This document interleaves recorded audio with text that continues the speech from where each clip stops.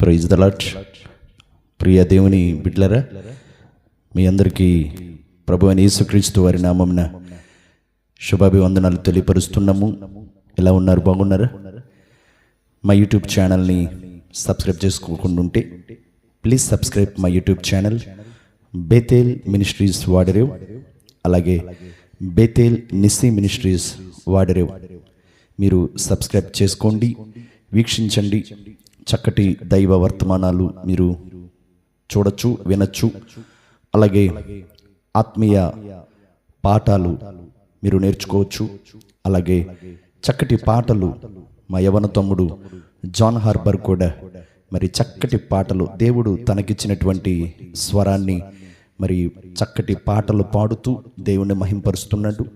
అతన్ని బట్టి ఎంతోమంది యవన బిడ్డలు మరి బేతేల్ మినిస్ట్రీస్ వాడరేవ్ అనే మా యూట్యూబ్ ఛానల్ ద్వారా మరి చక్కగా వాళ్ళు వాడబడుతున్నారు. My church name Bethel prayerful church. BPCM is the short cut name. Bethel ministries Vadarevu అనే మా యూట్యూబ్ ఛానల్ ద్వారా మీరు చక్కగా ఆదివారపు ఆరాధనలో దైవ వర్తమానాలు మీరు వీక్షించవచ్చు.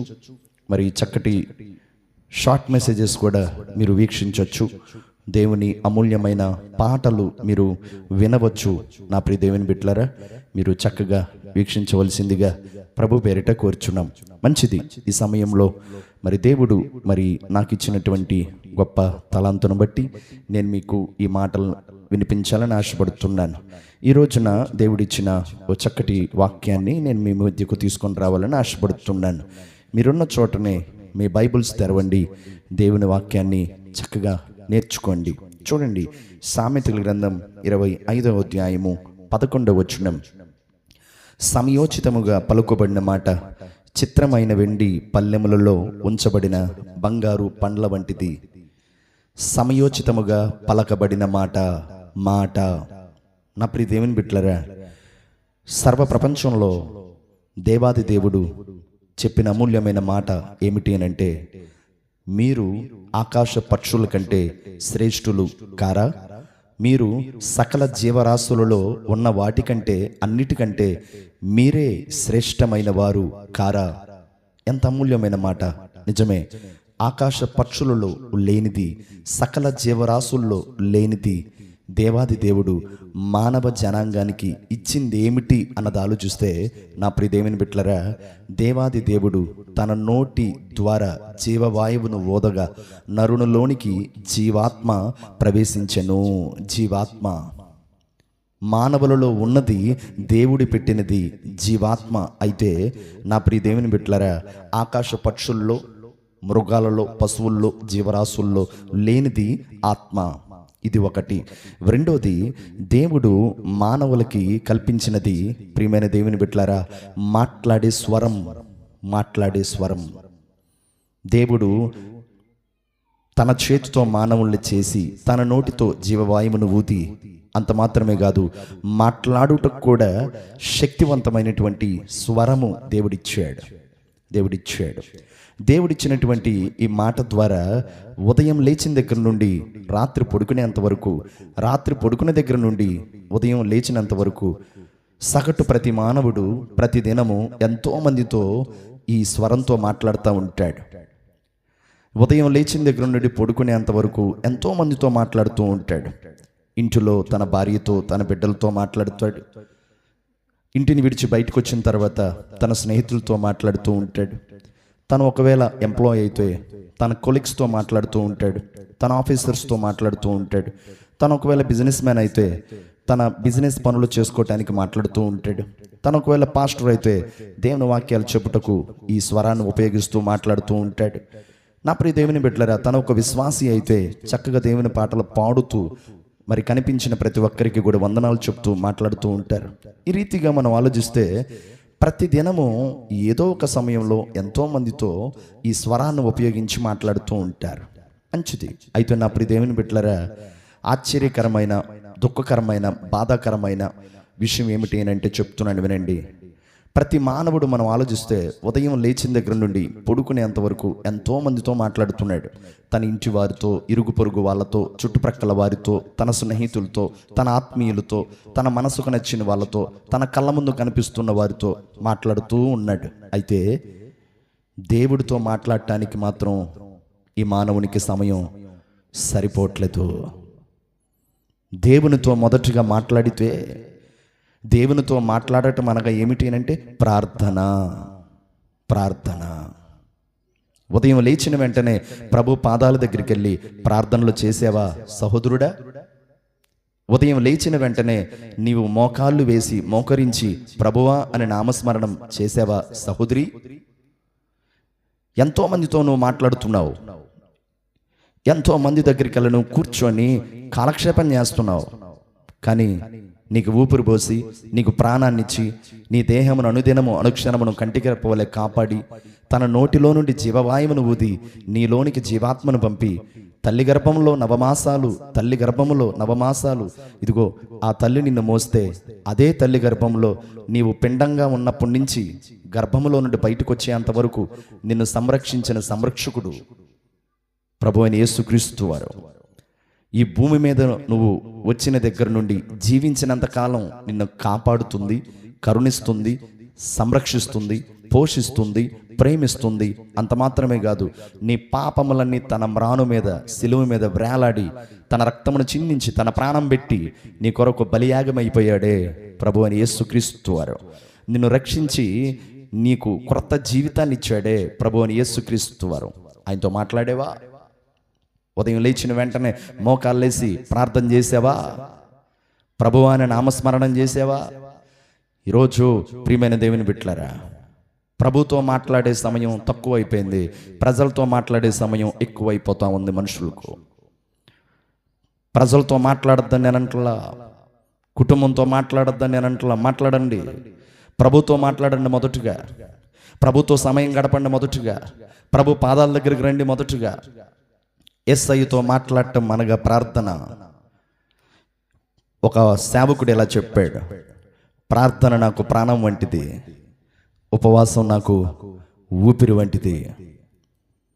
ఉపవాస ప్రార్థన నా జీవితంలో, నా సేవా జీవితంలో లేని నాడే నేను మృతుడితో సమానం అన్నాడు. ఎంత భయంకరమైన మాట అండి. నేను జీవించి ఉన్న నేను మృతతుల్యం అయిపోయినట్టే అన్నాడు. ప్రార్థన ప్రాణమని, ఉపవాసము ఊపిరివని. ప్రాణం లేకుండా, ఊపిరి లేకుండా సగటు మానవుడు, ఏ మానవుడైనా ఎవరైనా బ్రతకగలడా? బ్రతకలేడు. నీవు ఆత్మీయంగా బ్రతకాలంటే, లోకంలో ఆధ్యాత్మికంగా నువ్వు జీవించాలంటే, నా ప్రియ దేవుని బిడ్డలారా, మొదటిగా నువ్వు ప్రభుత్వం మాట్లాడు. దేవునికి ఇచ్చిన స్వరం దేవుని పనికి వాడు. దేవునికి ఇచ్చినటువంటి ఈ స్వరము దేవుని పనికి వాడు. మొదటిగా ప్రార్థన ద్వారా వాడబడు. నేను బోధిస్తున్నటువంటి, నేను సేవా పరిచర్య చేస్తున్న బేతేలు ప్రార్థన మందిరంలో ఉన్న మా యవనస్తులందరికీ నేను చెప్తుంటానండి, దేవుడు మీకు చక్కటి స్వరం ఇచ్చాడు. చెల్లెళ్ళు దేవుని పాటలు పాడండి. దేవుడు నీకు మంచి స్వరం ఇచ్చాడు. తమ్ముళ్ళు దేవుని స్తుతించండి, దేవుని గణపరచండి, దేవుని మహింపరచండి. ఈ స్వరము మొదటిగా దేవునికి వాడండి. మొదటిగా దేవునితో మాట్లాడండి. ఏ పని చేయాలన్నా మొదటిగా దేవుణ్ణి ముందు పెట్టండి. దేవునితో సమయం హెచ్చించండి. ఆ దేవుడు తప్ప మనకెవరూ దిక్కు లేరుగా. ఆ దేవుడే మనకు దిక్కు, ఆ దేవుడే మనకు సర్వం, ఆ దేవుడే మనకు సమస్తం, ఆ దేవుడే మనకు సహాయం. కనుక నా ప్రియ దేవుని బిడ్డలారా, మొదటిగా ప్రభుతో మాట్లాడటం ప్రారంభించండి. ప్రభుతో మాట్లాడటం ప్రారంభిస్తే, ప్రార్థన చేయటం ప్రారంభిస్తే, ప్రార్థనతో ప్రయాణం కొనసాగుతూ ఉంటే నీ మాట తీరు ఎలా మారిద్ది అంటే, చదువుకున్నాగా, సమయోచితముగా పలకబడిన మాట వెండి పల్లెములలో ఉంచబడిన బంగారు పండ్ల వంటిది. విన్నారా? విచిత్రమైన వెండి పల్లెములో ఉంచబడిన బంగారు పళ్ళు వంటిది. సమయోచితముగా పలుకబడిన మాట. ఎవరైతే ప్రభుతో మాట్లాడటం ప్రారంభిస్తారో, ప్రార్థించటం ప్రారంభిస్తారో, ప్రార్థనతో సమయం గడుపుతూ ఉంటారో, ఆటోమేటిక్గా ఆ ప్రభు అయిన యేసుక్రీస్తు వారు ఏం చేస్తారంటే వారి మాట తీరును మారుస్తారు. సమయోచితంగా పలికే మాటను దేవుడు అనుగ్రహిస్తాడు. స్తోత్రం. సమయోచితముగా పలుకబడిన మాట అనగా దీని అర్థం ఏంటంటే, కొంతమందిని చూడండి, ఎవరితో ఎలా మాట్లాడాలో, ఏ సమయంలో ఏం మాట్లాడాలో, నలుగురిలో ఉన్నప్పుడు ఎలా మాట్లాడాలో, అధికారులతో ఉన్నప్పుడు ఎలా మాట్లాడాలో, మనకంటే పెద్దవారు గనులున్నప్పుడు గనులతో ఎలా మాట్లాడాలో తెలీదు. ఎలా పడితే అలా మాట్లాడేస్తూ ఉంటారు. ఏ రీతిగా పడితే ఆ రీతిగా మాట్లాడేస్తూ ఉంటారు. ఆ మాట తీరు వల్లనే వాళ్ళ బ్రతుకేంటో అర్థమైతే, ఆ మాట తీరు వల్లనే వాళ్ళ సాక్ష్యం ఆధారపడి ఉంటుంది. మాట బాగుంటేనేగా బ్రతుకు బాగుండేది, మాట బాగుంటేనే కదా మనసు బాగుండేది. మాటలోనే ఉంది, స్వరములోనే ఉంది. నీ స్వరము, నీ మాట సమయోచితంగా మాట్లాడాలి. నువ్వు దేవుని బిడ్డవి, నువ్వు క్రైస్తవుడివి, నువ్వు విశ్వాసివి, నువ్వు దేవునితో అనుబంధం కలిగిన వ్యక్తివి. నీ మాటను బట్టి నీ ఇంటి వారు చెప్పాలి, నీ మాటను బట్టి నీ ఊర్లో వాళ్ళు చెప్పాలి, నీ మాటను బట్టి నువ్వు వెళ్ళే సంఘ విశ్వాసి చెప్పాలి. ఈ విశ్వాసి మాట్లాడుతుంటే మా మనసుకు ఎంతో ప్రశాంతంగా ఉంది అని. స్తోత్రం. సమయోచితముగా మన మాటలు ఉండాలి, సమయానికి తగ్గట్టు ఉండాలి. ఎంత సమయం మాట్లాడాలి, ఏ రీతిగా మాట్లాడాలి, ఏ సమయంలో మాట్లాడాలో మనం నోరు తెరవాలి. బైబిల్ సెలవిస్తుంది, ప్రతిదానికి ఒక సమయం కలదు.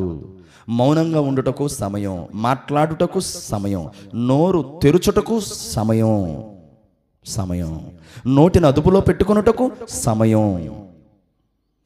సమయోచితంగా ఎవరైతే మాట్లాడతారో దేవుడు వారిని చెప్తున్నాడు, వీరు బుద్ధిమంతులు, వీరు జ్ఞానవంతులు, వీరు భక్తిపరులు. ఇలా ఎవరైతే సమయోచితంగా మాట్లాడతారో వారిని దేవుడు సొలొమోను రాజు ద్వారా రాయించాడు. సొలొమోను రాజుకు దేవుడిచ్చిన జ్ఞానాన్ని బట్టి వారు ఎలాంటి వారు అంటే, విచిత్రమైన వెండి పల్లెములో ఉంచబడిన బంగారు పండ్లు వంటిది. చూసారా, బంగారం శ్రేష్టమైనది, వెండి శ్రేష్టమైనది. నీ మాట కూడా శ్రేష్టమైనదిగా ఉండాలి. ఆచితూచి మాట్లాడు. నీ ముందు అధికారులు ఉన్నప్పుడు ఆలోచించి మాట్లాడు. నీ ముందు దైవజనులు ఉన్నప్పుడు గౌరవించి మాట్లాడు.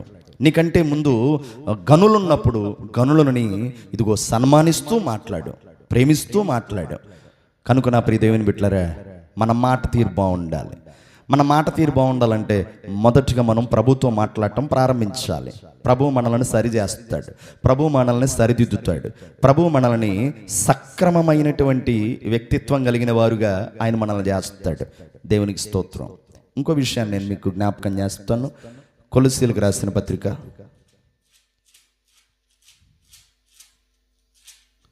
4వ అధ్యాయము 6వ వచనం. ప్రతి మనుష్యునికి ఎలాగూ ప్రత్యుత్తరం ఇవ్వవలెనో అది మీరు తెలుసుకొనుటకై మీ సంభాషణ ఉప్పు వేసినట్లు ఎల్లప్పుడూ రుచిగాను కృపాసహితముగాను ఉండవలను. Praise the lord. ఇక్కడ అపొస్తలుడైన పౌలు గారు కొలస్సీ సంఘానికి పత్రిక రాస్తూ చెప్తున్నాడు, ఆ సంఘానికి చెప్తున్నాడు, పరిశుద్ధాత్మ దేవుడు మనకు చెప్తున్నాడు. ప్రతి మనుషునికి ఎలాగూ ప్రత్యుత్తరం ఇవ్వవలెనో తెలుసుకోండి. ప్రతిదినము మనం ఎంతోమంది మనుషులతో మాట్లాడుతుంటాం. మనం మాట్లాడుతున్నప్పుడు, వాళ్ళు మనతో మాట్లాడుతున్నప్పుడు, మనము తిరిగి ప్రత్యుత్తరం ఇచ్చేటప్పుడు, తిరిగి మనం వారితో మాట్లాడేటప్పుడు మనము ఆలోచించి ఆచితూచి మనము మంచి మాటలు మనం మాట్లాడాలంటే, ఇదిగో దేవుడు చెప్తున్నాడు వాక్యం ద్వారా, మీ మాటలు రుచికరమైన ఉప్పు వేసినట్లుగా ఉండాలి.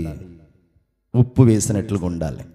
మనం ఇంట్లో కర్రీస్ మనం వండుకొని తినేటప్పుడు కూరలో, అది టమాటా పచ్చడైనా, అది గోంగూర పచ్చడైనా, అది లేకపోతే పప్పు చారైనా, లేకపోతే చికెన్ కూర అయినా, ఏదైనా కావచ్చు, వండిన కూరలో ఉప్పు లేకపోతే సప్పగా ఉంటుంది. తినగలమా? రుచిగా ఉండిద్దా?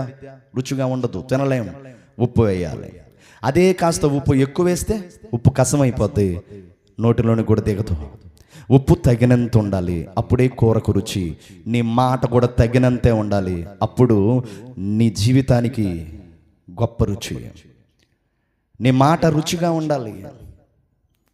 నువ్వు ఎవరితో అయితే మాట్లాడుతున్నావో, నీ చుట్టూ ఉన్న వారితో మాట్లాడుతున్నప్పుడు నిన్ను బట్టి వారు చెప్పాలి, ఈ వ్యక్తి మాట్లాడే మాటలను బట్టి నేను ప్రశాంతంగా ఉండగలుగుతున్నాను.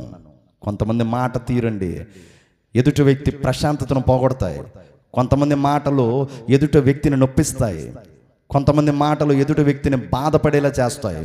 ఈరోజు ఈ వాక్యం ఆలకిస్తున్నావు నా ప్రియ సహోదరి సహోదరుడా, నీ మాటలు ఎలా ఉన్నాయి?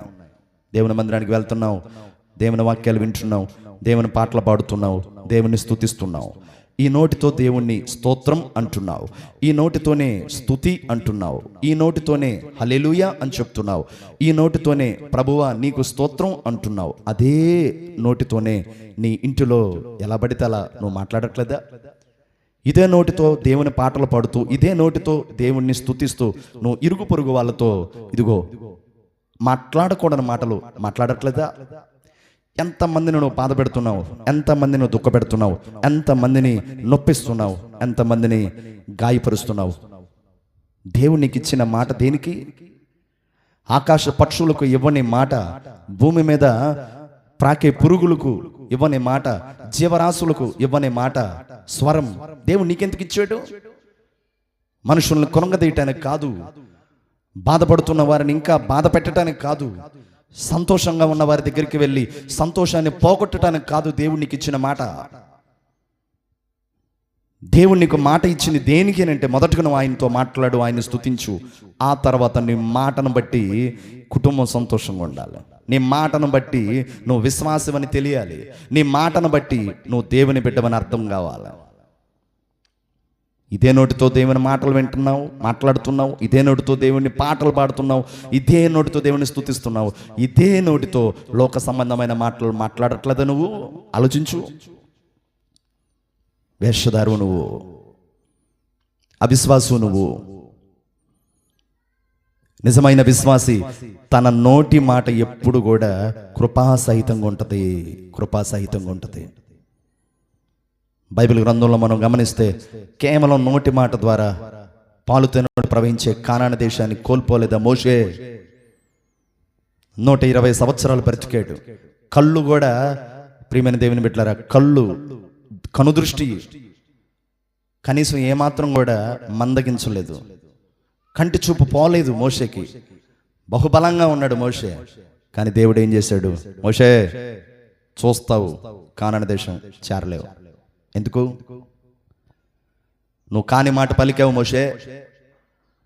నా ప్రజలైనటువంటి, నా జనమైనటువంటి ఇశ్రాయేలీయులను ద్రోహులారా అన్నావు. విసిగించారు మోషేని, కోపాన్ని తెప్పించారు మోషేని, చంపబోయారు మోషేని మాటల ద్వారా ఇశ్రాయేలీయులు, కాదంటలా. కానీ ఆ నోటితో అనకూడని మాట, ద్రోహులారా. బండతో మాట్లాడమని చెప్పినప్పుడు బండను 2 సార్లు కొడతాడు కోపంతో. కాని మాట పలకటం, కోపంతో బండను కర్రతో కొట్టటం, కానానుకు చేరకుండానే తను కనుమూయటం జరిగింది. దేవునిని ముఖాముఖిగా మాట్లాడిన మోషే వంటి ప్రవక్త ఇంకొకటి లేడు. నిజమే, భూమి మీద ఎంతో మంది జనం ఉంటే వారందరిలో మోషే వంటి మిక్కిలి సాత్వికుడు మరొకడు లేడు అని దేవుడే చెప్పాడే. నిజమే, ఐగుప్తు దేశంలో 10 అద్భుతాలు మోషే ద్వారా దేవుడు చేయించాడే. నిజమే,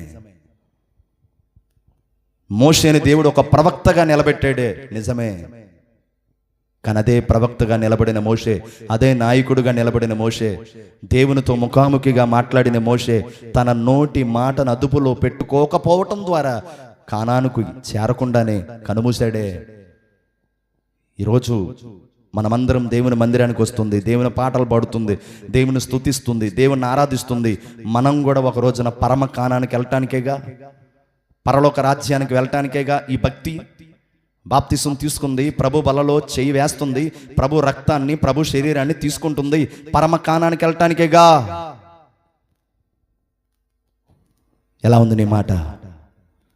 ఎదుటి వ్యక్తిని నొప్పిస్తుందా? ఎదుటి వ్యక్తిని గాయపరుస్తుందా? నోటిలో నుండి ఏ మాట పడితే ఆ మాట వస్తూ కించపరిచేలా ఉందా? పరమ కానాను కోల్పోతే నీ పరిస్థితి ఏంటి? నువ్వు ఇన్నాళ్ళు చేసిన భక్తి, ఇన్నాళ్ళు చేసిన ప్రార్థనలు, ఇన్నాళ్ళు చేసిన సేవ ఏమైపోద్ది? ఆలోచించావా? మోషే అంతటా ఆయనకే కానానికి చేరకుండానే దేవుడు అంతటితో ఆపేశాడే. మరి నీ పరిస్థితి ఏంటి, నా పరిస్థితి ఏంటి?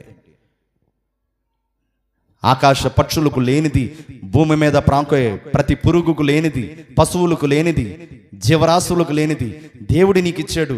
ఒకటి జీవాత్మ, రెండోది మానవ స్వరం. ఈ స్వరంతో దేవుని పని చేయి. ఈ స్వరంతో దేవునితో మొదటగా మాట్లాడు. రెండోదిగా నీ కంటి ముందు కనిపించే ప్రతి మనుషునితో సమయోచితంగా మాట్లాడు. మూడవదిగా జ్ఞానంగా మాట్లాడు. నాలుగవదిగా కృపాసహితంగా మాట్లాడు. ఐదవదిగా ఆచితూచి మాట్లాడు. ఆరవదిగా ఆలోచించి మాట్లాడు. ఏడవదిగా గౌరవించి మాట్లాడు. ఎనిమిదవదిగా ప్రేమతో మాట్లాడు. 10గా ప్రియమైన దేవుని బిడ్డలారా, క్షమిస్తూ మాట్లాడు.